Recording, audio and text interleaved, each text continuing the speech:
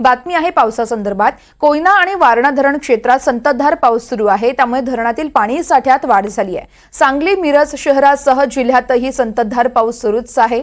पावसाचा जोर वाढल्याने कृष्णा नदीची पाणी पातळी काल 18 फुटांवर असणारी आज 25 फुटांवर गेली आहे।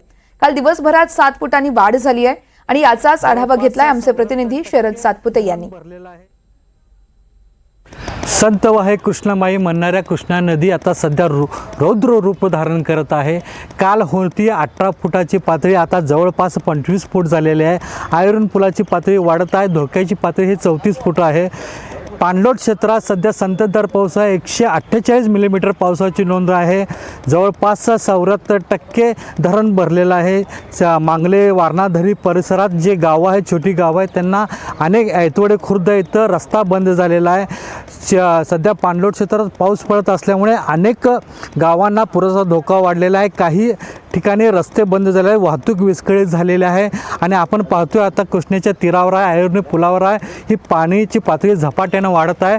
जिल्हा प्रशासनाकडून पूर्ण जय्यत तयारी करण्यात आलेली आहे आणि काल रात्री दवंडी पेटवून सगळीकडे माहिती देण्यात आलेली आहे की आपली जनावरे हलवावेत, आपली व्यवस्था करण्यात यावी। जिल्हा प्रशासनाकडून सूचना करण्यात आलेली आहे। कॅमेरामन सुजित दोडकेसह शरद सातपुते, NDTV मराठी, सांगली।